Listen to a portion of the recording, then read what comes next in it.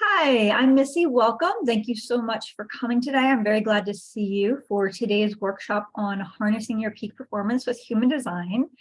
So before we jump into the presentation, I just wanted to give a little bit of an overlay about human design. I know some people will be very familiar with it. Some people may have just recently heard of it. And in human design, it's really a system that's been around since the 1980s that incorporates multiple factors. It incorporates your chakras, it incorporates astrology, the Kabbalah, the I Ching, and it really integrates multiple theories into one unified approach. And what I, as well as my clients, really like about it is it gives you an actual picture to look at.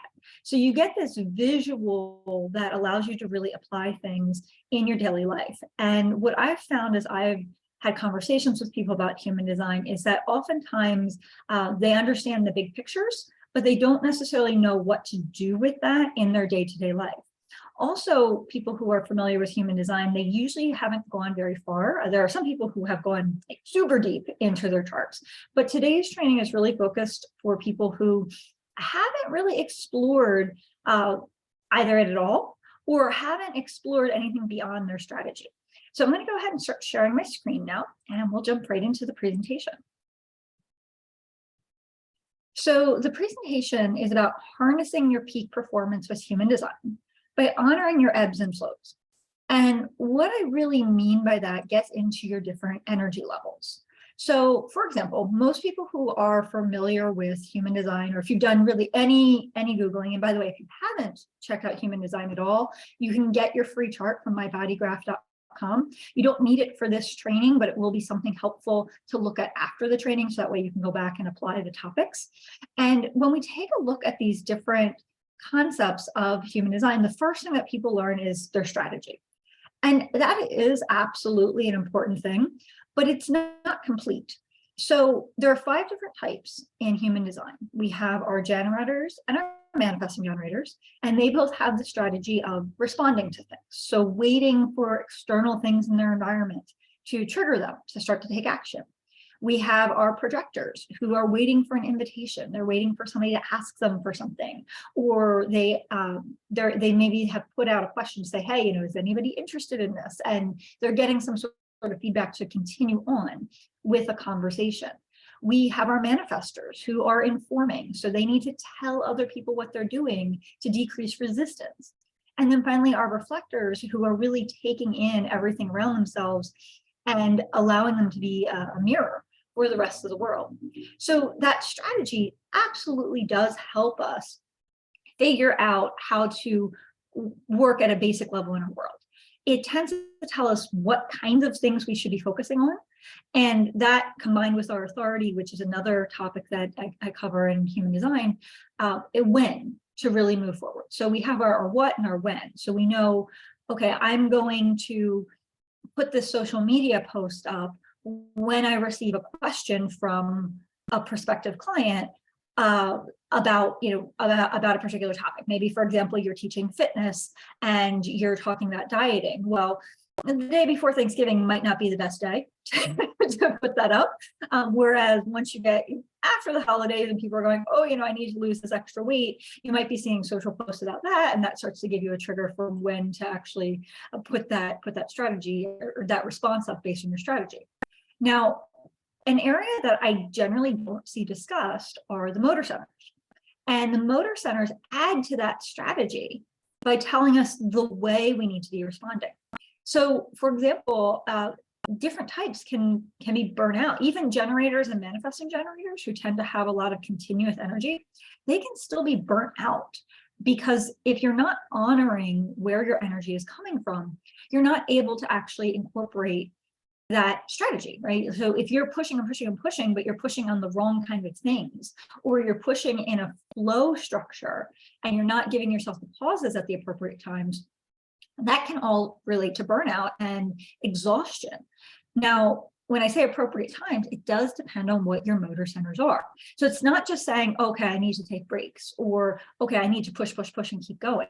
Depending on what motor centers you have activated in your human design chart, that's going to lead how you're going to actually incorporate your energy. So having your strategy does help, and it is important, and it does tell us these are the kinds of things I should be doing, and your strategy combined with your authority are going to tell you when you start to be doing things. But just like the yin yang, where there's a combination, a factor, right? We have our overall piece, we still have to be incorporating the motors with it in order to get a full picture. So in this training, we're going to go through each of the 4 motors and really talk about what they look like in your daily life and how you can make sure that you're applying them. So that way you're not feeling burnout. So that way you're not feeling exhausted. And when you are putting yourself into the energy, not only are you not having those bad things, but you're energized, you're aligned, you're feeling your theme characteristics. So in the case of a generator and a manifesting generator, that's satisfaction. In the case of a manifestor, we're talking about peace. So those theme pieces in human design, like for projector success, those are the feelings that you're going to get when you're actually following through your strategy and your authority. And by honoring the motor centers, you're able to take it to that next level. So let's talk about what the motor centers are, where they are, what they look like. So again, if you haven't gotten your chart already, you will need to go to mybodygraph.com and get that. If you don't have it in front of you right now, hang on to this training. There's only 4 pieces. It's going to be a fairly quick training. So that way you can go through and note what all of the motors are. And I also mention that because even if you don't have all of these things activated, it's still helpful to be aware of them because other people in your world might have other centers that are activated. So when we go through each of these centers, understanding what the dynamics are for the way that we need to be incorporating our energy is going to really help. So if you've never seen a body graph before, you'll essentially see all these little shapes and all these little lines. And for today's training, we're going to focus on the centers, which are the little shapes. And when things are colored in, and you don't need to worry about the colors in them for this training, it's just, is it colored in or is it white? Okay. If it's white, that means it's undefined. And that ultimately means that you are going to bring in other people's energies for that particular center, and you're going to amplify them out. If it's colored in, it's a consistent defined energy, something that's showing up for you all the time. So in this training, we are going to focus on those defined energies. So if you look at your human design chart and one of these 4 shapes is colored in, that's a type of energy that you regularly have in your life, and therefore you want to be aware of and actually leaning into on a daily basis. So for these 4 types, just running through them, we have our ego, which is also known as the heart and also known as the will center. I generally refer to it as the will, but note that all 3 of those are really the same piece.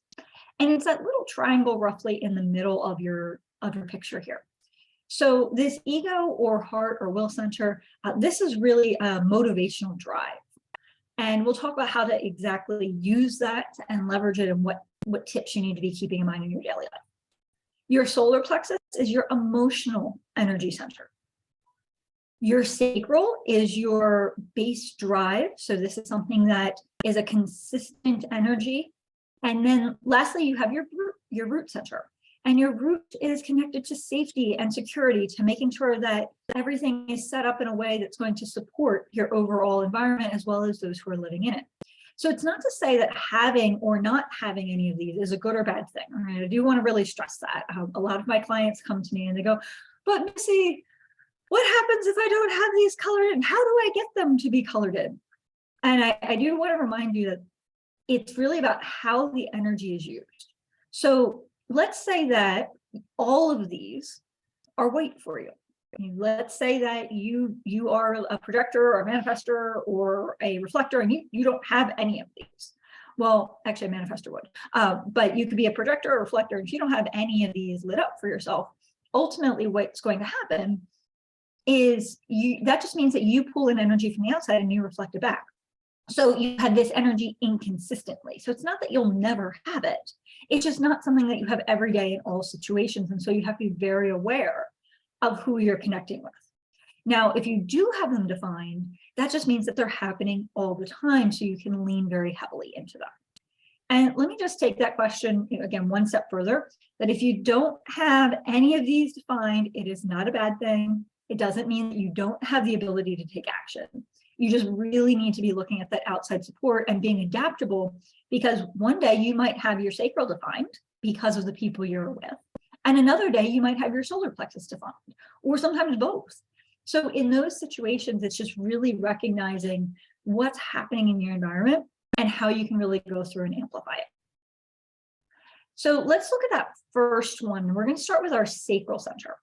And our sacral center is a continuous, sustainable flow. So it's that square one up from the bottom that we're looking at here.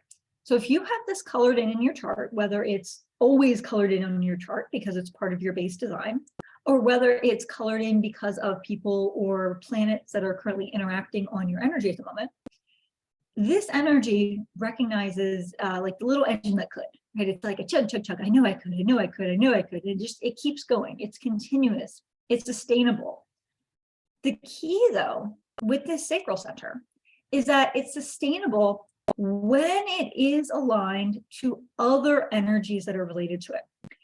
And if you are a generator or a manifesting generator, or you have one of these people in your life, which you probably do, since 70% of the population falls into one of those two categories, think about when you feel exhausted, right? Just because you're a generator or a manifesting generator, by definition, you're going to have this sacral center defined, which means you do have continuous energy.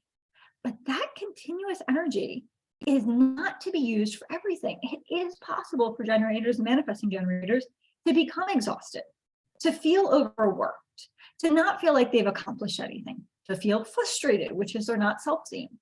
And that's because in order to really leverage your sacral motor, you need to be doing energies that are aligned with your other strengths. So this is a picture of my chart here.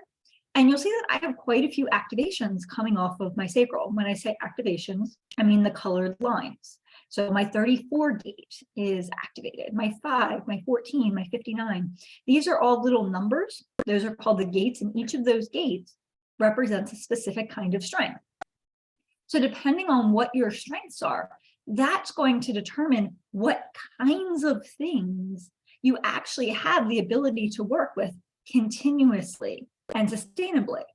If you're doing things that are not related to this, then you're not going to be able to tap in to that sacral energy in the same way. So to give you an example of my chart, so I'm a manifesting generator, and I do tend to squirrel quite a bit. I tend to jump around and do a lot of different things. That's part of my manifesting generator tendencies. And what my motor center does is it helps me to start to target how to really use that jumping energy. So for example, I've found that creating a plan of action for myself and really paying attention to the areas of my life, the areas of my life, by really paying attention to what tasks I need to be completing at certain times, helps me take that manifesting generator energy and channel it into a specific type of activity for a certain time period. So for example, I have gate 5 that is activated. And that is the gate of patterns, which means that routines are really good for me. So I know that 9 a.m. to 12 p.m. is like my ideal work time. That is when I have the most creative energy, the most facilitation energy, and I can really build a lot of great things. So I really try to honor that time and not allow meetings during that time and really make that a working time. So when I combine that with my manifesting generator, that doesn't mean that I only have to do one task during that 9 to 12 time, but it does mean that the type of activities that I'm doing during that time are my creative energies. And that's the routine that I've built in. So starting to recognize, again, what strengths you have, how to actually apply them. And you can get that from your human design by looking at the exact gates that are activated in you. The other thing with this to point out is that you can reframe activities in your life so that way they're matching your motors. So let's take that idea of the gate 5 of patterns again. Now, let's say that for my job, I don't have as much control over my time, and I have to have meetings during the mornings. Well, in that case, if I have to still do it, it doesn't mean I can just tell my boss, hey, I'm not going to come to these meetings. This is my creative time. I mean, maybe I can, that'd be great. But in some situations, you don't have that choice. But what I can do is when I go to that meeting, I can structure the way that I show up in that meeting in a way that supports my patterns. So I can make sure I have an outline that I follow, a very specific way that I create my notes during that time, so that way I'm able to jot down my ideas. If I do have a flash of creative insight, I need to be able to track that in some way in my overall notes. So that doesn't necessarily tap into my high creative genius, but it does allow me to still use my strengths in a way that's aligned with my sacral, and therefore decrease the chance that I'm going to burn out with it. So for your sacral, if you have that colored in, again, that's that little square second from the bottom, thinking that is your continuous energy, that's your sustainable energy. It's something that you're going to wake up with every single morning, and it's going to recharge as you sleep. The key to really using it, though, is to make sure that you're connecting it to those other strengths that are related to it. And those are indicated by the little numbers, which are called the gates. And I go into more detail with my clients in order to really understand the full strengths. So let's take a look at the second one. So the second one that we're going to go through is also the will, the heart, the ego. It's all named the same exact thing. And this is a start-stop energy. Think about a sprinter with this one. You're going to say, go. And then they're going to run, and then they're going to stop, right? And then they're going to go, and then they're going to stop. So with this sprinting energy, what we want to consider with it is that at the end of that sprint, we need to stop. We need to make sure that with this sprinting energy, we are taking that time to pause in between. So a really great strategy for the people with this center defined is to use time blocks. Now, depending on what other energies you have, depending on what tasks you're working through, that might be a 25-minute block, that might be a 50-minute block, that might be a 2-hour block. But the point is to come up with a specific time block and actually set an alarm for yourself. So whether that's an alarm on the computer that you're on, maybe it's just on your watch and it'll vibrate after a certain period of time. If you have a smart device, just telling that to set an alarm for you, but really setting that specific alarm. And at the end of that time block, check in with yourself. So it doesn't mean that you have to be finished at the end of that block. You might continue to do a second block in that area, but you do need to check in with your energy. Like, do I still have energy to continue working on this task? And this is also where using your authority, which is another human design topic, is really helpful to know, because as you start to learn your authority, that am I done with this task question becomes much, much easier to answer. So keeping in mind that this energy is in spurts, but just like a sprinter, eventually it's going to get depleted. So you might do a 50-minute time block. And at the end of that block, you go, yeah, okay, I still have the energy to keep doing this. I want to do another 50-minute time block. That doesn't mean you're going to be able to do it for 8 hours a day. Okay? It does mean that at the end of each block, you check in with yourself. And when you are done, you actually honor that ability to stop that. So you very well might be regenerized the next day and be able to continue that task. But recognize that you need the buffer room, that when your energy is done from this particular center, you're able to move on from it. And so just checking in at the end of each of those time blocks, really getting comfortable with your body, recognizing when your energy is starting to get low. You do want to make sure that you're stopping using this energy before it completely burns out. Okay. With this kind of energy, it's a very fast energy. It's very inspirational to other people. And so by stopping before it's used up, that's also going to allow it to recharge more effectively before the next day. So keep in mind, it's kind of like going back to the sprinter analogy.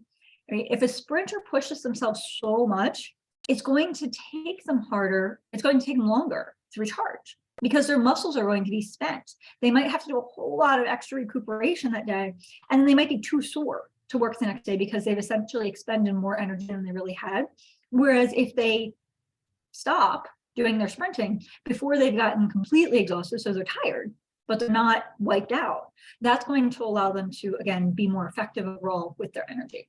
So you want to use your energy the same way as a sprinter would, and really recognize where those blocks are, when to pause those blocks, and to honor that time to actually stop, and then you can pick it up the next day. Our third energy center that we want to take a look at is our root center. And so our root center works in on-off pulses, kind of like an adrenaline rush. So whereas that will center that we just went through is like a go, go, go, go, go. As soon as that alarm goes off for the sprinter, they just start going. In the root center, it's continuous, but it needs breaks of some sort. And these breaks do not need to be long, but they do need to be frequent. So whereas with the will center, you might find that you can go for a good block. You might be able to go for an hour or even 2 hours with the will center before you pause and check in with yourself. With the root center, it's going to be much more frequent than that, but the breaks, again, don't have to be long at all. So to give you an example of that, in the root center is that shape at the very bottom. You might give yourself a 25-minute break. So if you've ever heard of the Pomodoro technique, or if you haven't and you have your root center defined, you can Google the Pomodoro technique, which is essentially to work for 25 minutes, take a 5-minute break. You can even think about just taking a 30-second breather between things. So if you have like a smartwatch, I know I have a Fitbit, and my alarm just periodically vibrates because like you have not moved in so much time. That doesn't mean that you have to like completely switch tasks or move around. And again, depending on what your day is, you might not even have that option. But you can likely breathe for 30 seconds. Just close your eyes and take a couple of deep breaths. So that's what I mean by the root center. It doesn't have to be a very long break. Ideally, you will move around a little bit, especially if you've been sitting at your desk all day. You will switch tasks, use it to go refill your coffee cup, use the bathroom, pet the dog, whatever it's going to be. Maybe even take a 10-minute walk around the block. You're ultimately going through this pausing, breathing, reset, and restarting cycle. And that's the process for the root center. I do want to point out that the root center is also a pressure center. And so there's really a need to like want to just keep going with it. It's like, okay, well, I need to get this done because the people on my team are relying on it, or I need to purchase these tickets because I need to send the confirmation to my son, or whatever it is. I need to get this video done because my clients are dying to know like how the launch went and what additional content I need to support them. You still have the time to break.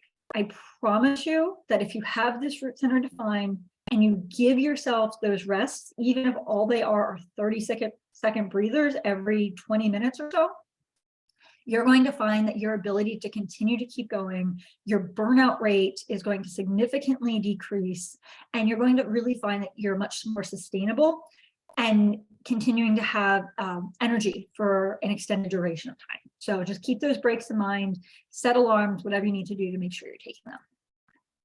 Our last energy center to talk through is our solar plexus for the motors. So the solar plexus, I saved this one for last because it's one of the more difficult ones to kind of wrap our brain around. The solar plexus is an emotional energy.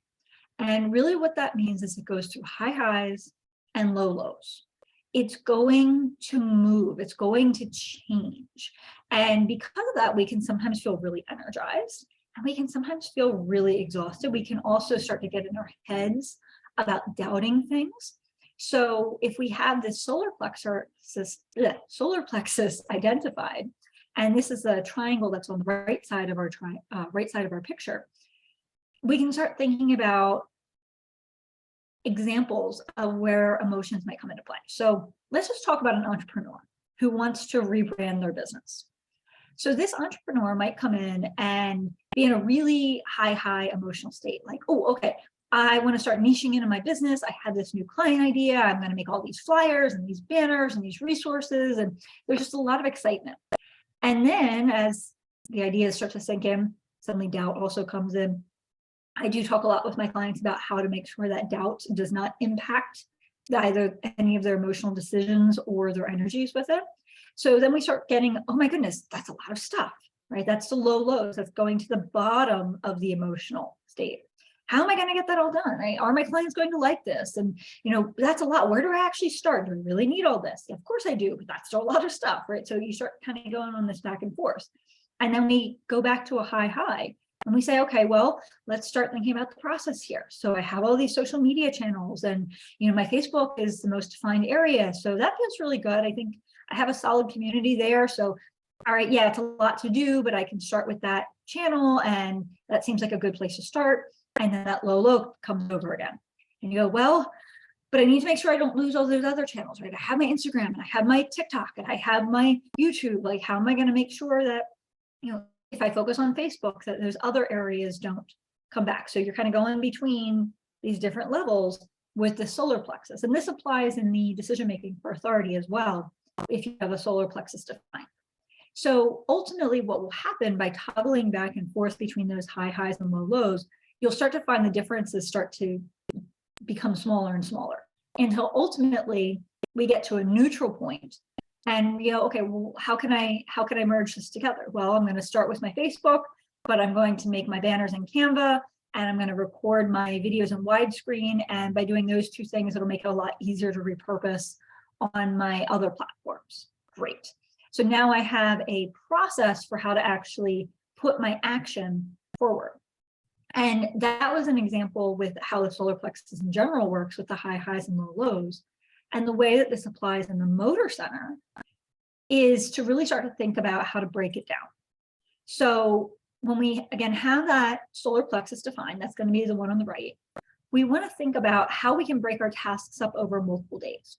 You know that you're going to have these high highs and these low lows, so don't do it all in one day.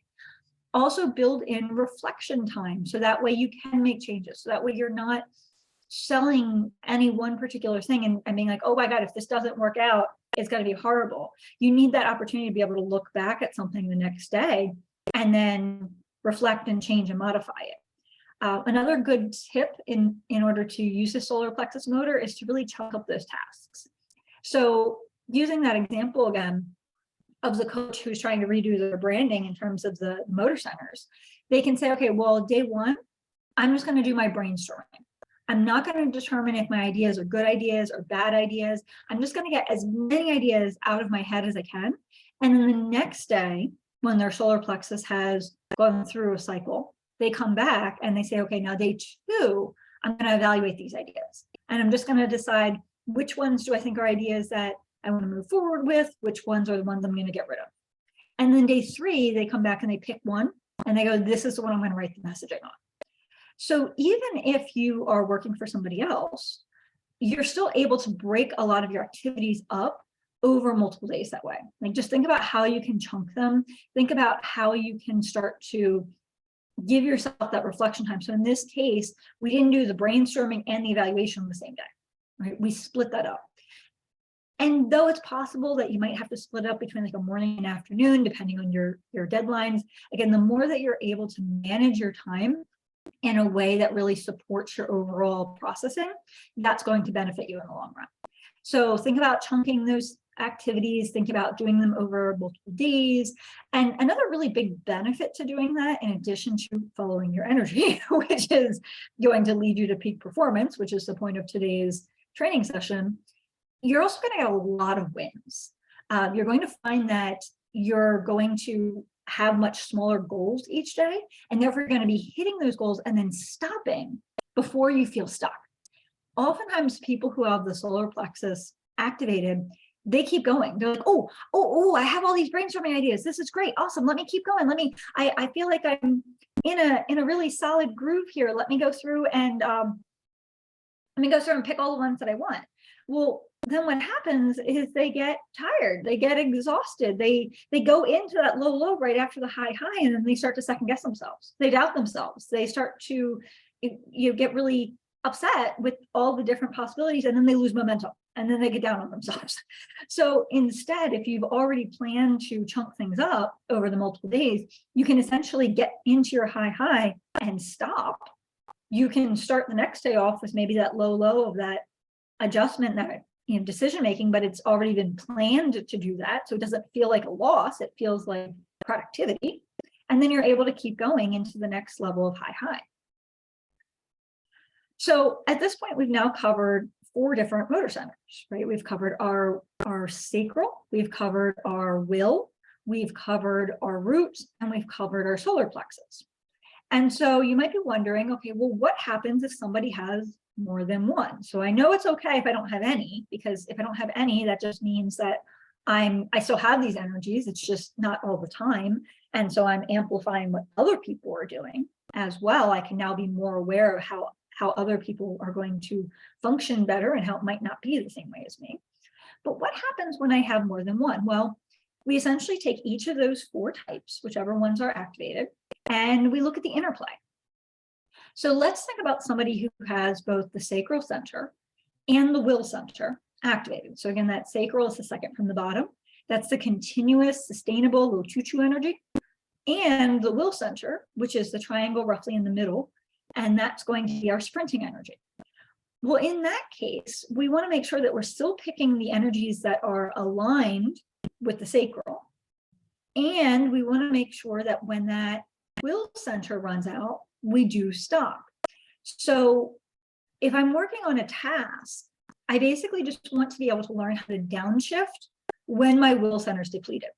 So let's say that for me, since I had my gate 5 with my patterns activated, if I'm doing something that I'm working in relationship to my patterns, to my routines, like maybe I'm pre-planning my day, maybe I'm working on an Excel spreadsheet and I'm creating graphs and charts, and these are things that are really aligned with the rest of my energies. Well, when I'm doing that, I just want to keep going and keep going and keep going. However, at some point, I'm going to run out of that will energy. Because that particular task is still aligned with my sacral, I can keep working on it. Like I could work on it the whole day.